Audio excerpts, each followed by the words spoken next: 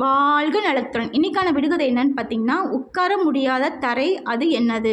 உட்கார முடியாத தரை அது என்னது? வீடியோ ஃபுல்லாக பாருங்கள். இதுக்கான விடை வந்து நான் கடைசியாக சொல்லியிருப்பேங்க. இன்றைக்கி திரும்பி வந்து ஆல்ரெடி வந்து ட்ராவல் பண்ணுறனால வந்து திரும்பி ட்ராவல் பண்ணுற மாதிரி இருந்துச்சுங்க. ஸோ பிள்ளைங்களுக்கு மட்டும் சாப்பாடு வந்து செஞ்சு எடுத்துட்டேங்க. எனக்கு பெருசாக பசிக்காதனால அப்படியே விட்டுட்டேன்.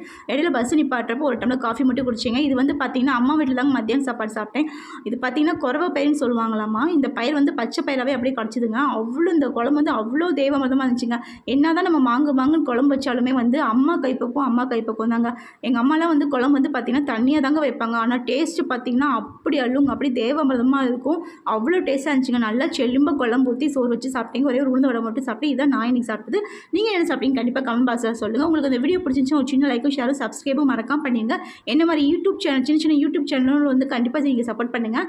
உட்கார முடியாத தரை அது என்னது? இதுக்கான விடை என்னன்னு பார்த்தீங்க அப்படின்னா வந்து புளியோதரைங்க. நீங்கள் இந்த ஆன்சர் கெஸ் பண்ணீங்களான்னு கண்டிப்பாக கமெண்ட் பாக்ஸில் சொல்லுங்கள். வாழ்க வள